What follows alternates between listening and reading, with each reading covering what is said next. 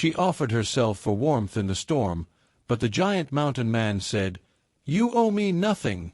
The storm and the stranger. Snow fell in heavy sheets, blurring the mountains into a white wall. The wind howled through the trees, gnashing branches together like teeth, and every breath stung like shards of ice. Clara Harding pulled her threadbare shawl tighter around her shoulders, though it did little to keep the storm from sinking into her bones. She had been walking for hours, lost after the wagon trail disappeared beneath drifts of snow. She had meant to reach the nearest town before the blizzard worsened, but the mountains had their own cruel timing. Her boots were worn, the soles slick, and every step sank into icy powder that swallowed her to the knees. She stumbled, fell, pushed herself up again with trembling hands. The wind tore the breath from her lungs and clawed at her hair until strands froze against her cheeks. If she stopped, she knew she would not rise again.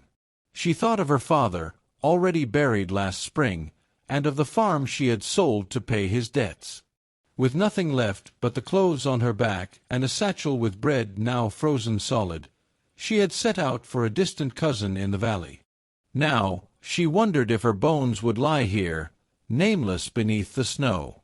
Then, through the blur of white, she saw it, smoke. Her eyes stung with cold and hope, but there it was, curling above the trees. A cabin. Shelter. She stumbled forward, half running, half falling, until the outline of a rough-hewn cabin loomed. Its roof sagged beneath snow, but warm light flickered through the cracks of shuttered windows. Clara raised a frozen hand and pounded on the door. At first, nothing.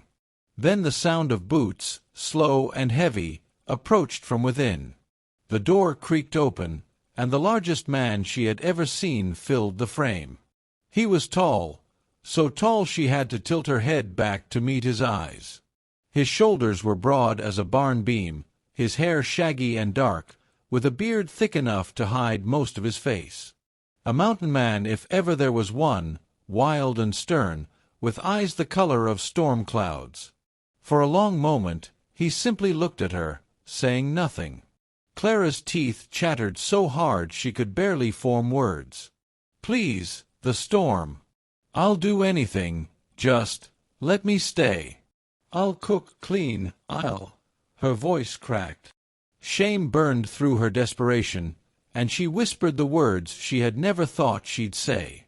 "I'll offer myself, if that's what it takes. Just don't turn me out." The silence between them was broken only by the wind's shriek. Then the man's voice rumbled low and steady. "You owe me nothing." Before she could answer, he reached forward and, with surprising gentleness, drew her inside. The cabin's warmth hit her like a blow. The fire in the stone hearth blazed, filling the room with the scent of pine and smoke. Animal pelts lined the walls and floor. The man shut the door against the storm, and the world outside vanished. Clara shivered violently, her fingers blue. She swayed on her feet, and strong arms caught her before she could fall. "Sit." He lowered her onto a chair near the fire and pulled a fur blanket around her shoulders. Her frozen boots were tugged off, set by the hearth to dry. He worked with quiet efficiency, not looking at her, not speaking, yet every movement carried a steadiness that calmed her panic. When she found her voice again, it came out small. Why help me?" At last he met her eyes. "Because you'd die if I didn't." He spoke as if it were the simplest truth. Clara's throat tightened. For so long she had been met with coldness, creditors, townsfolk who turned their faces, family who wanted nothing to do with her burden. This stranger, who owed her nothing, had given her shelter. She studied him. His clothes were rough-spun, patched, and dusted with wood shavings. His hands were large, scarred, the hands of a man who worked with axe and hammer. Yet his touch had been careful, almost tender. He caught her gaze and looked away, as if unused to being watched. "Rest," he said. The storm won't break until morning.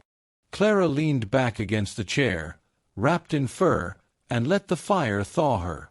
She listened to the wind batter the cabin, yet for the first time in weeks, she felt safe. Before sleep claimed her, she whispered, "Thank you." The mountain man didn't answer, but she thought she saw the shadow of a smile in his beard. What warmth means, extended. The storm passed, but the world it left behind was hushed and strange.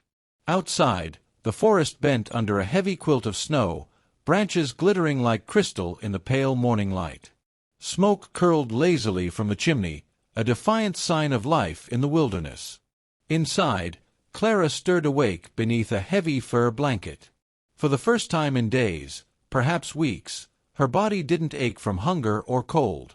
She blinked against the soft orange glow of the hearth. A savory scent reached her, and she lifted her head to see Elias crouched near the fire, stirring a pot. He noticed her movement. "Food's ready." His voice was deep, steady, but not unkind. Clara sat up slowly, the blanket slipping to her lap. She felt self-conscious, aware of her tangled hair and pallor, yet Elias didn't glance at her in judgment. He ladled stew into a wooden bowl and set it on the table. She moved to sit, her legs still weak. Elias pushed the bowl toward her. "Eat. You need it more than I do." The first spoonful nearly made her weep. Venison, potatoes, wild onion, it was simple fare, but to her starved body it tasted like heaven. She ate slowly, savoring every bite, while Elias returned to the hearth, his hands busy carving wood with a knife. After a while, Clara ventured softly, "Do you live here alone?"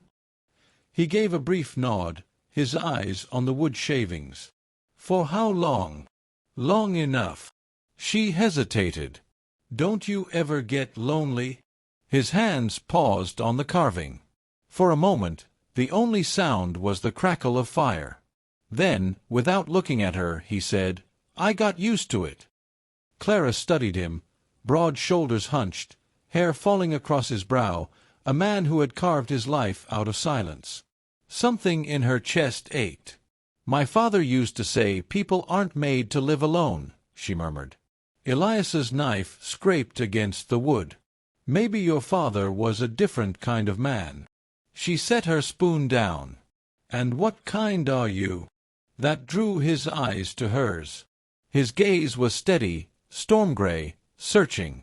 "At last," he said, "the kind who doesn't fit anywhere but here." The words lingered between them. Clara lowered her gaze, unsure how to answer. She thought of herself, displaced, discarded, wandering. Perhaps she too no longer fit in the world she had once known. The days stretched into a rhythm. Elias rose early, chopping wood or vanishing into the woods with bow or snare. Clara tidied the cabin, mended clothes, scrubbed pots. At first, she felt like an intruder, but gradually her hands found their place in his home. When he returned from hunting, snow dusting his hair and shoulders, he always set aside the choicest piece of meat for her bowl. When she struggled to lift a log, he stepped forward silently, taking the weight from her hands. He never asked for thanks. He never asked for anything. One evening, Clara worked at sewing a torn sleeve by the fire while Elias repaired a trap. The quiet between them felt less like distance now, more like ease. She spoke without lifting her head. "When I first came here, I thought you'd ask me for something. That there would be a price." Her voice was barely more than a whisper. Elias stilled. Clara forced herself to continue. "The world I knew, it doesn't give without taking. I was ready to trade, even myself, if that's what it meant to stay alive." Shame flushed her cheeks, but she pressed on. "But you didn't ask. You only gave." The silence stretched. Clara's hands trembled on the needle. At last, Elias set aside his tools. His voice was low, rough with feeling. "A man who'd take that price from a woman in need isn't worth the fire in his hearth. You came to my door half dead. Shelter, food, that wasn't a bargain. It was the right thing to do. Clara's throat tightened, her eyes stinging. She looked at him through the shimmer of tears. "Then why be so kind to me?" His gaze met hers, unflinching. "Because I know what it is to be alone. To wonder if anyone sees you. To think no one ever will." Her breath caught. For the first time, she saw not just a mountain giant, but a man carrying his own silence like a burden. Without thinking, Clara reached across the small space and laid her hand over his. His hand was rough, scarred, calloused from years of labor. But under her touch, it was warm, steady as the earth beneath the snow. Elias did not move for a long moment. Then, slowly, he turned his palm, letting her fingers rest in his. The thaw came gradually. Snow melted into rivulets, trickling down the slopes. Icicles dripped, and the trees shook free of winter's weight.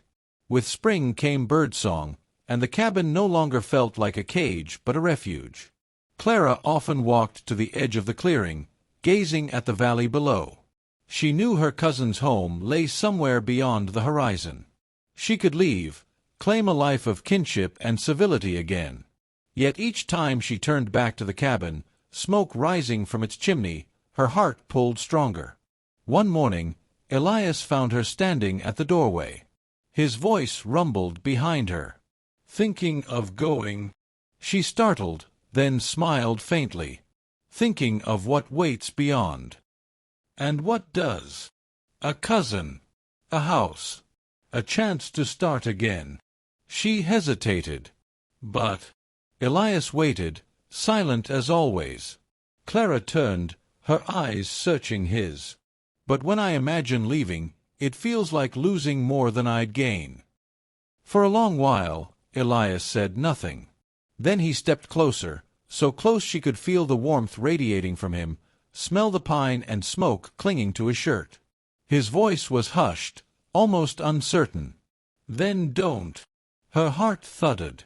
"Don't what?" "Don't leave." His gray eyes softened, storm breaking into sky. "Stay.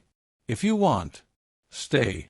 Her breath trembled out in a laugh that was almost a sob. She reached up, her hand brushing his beard, and whispered, "I was hoping you'd say that." Elias's hand lifted, cupping hers against his cheek. For the first time, the silence between them wasn't empty, it was full. And in that quiet, in a cabin carved against the mountains, they found a warmth greater than any fire.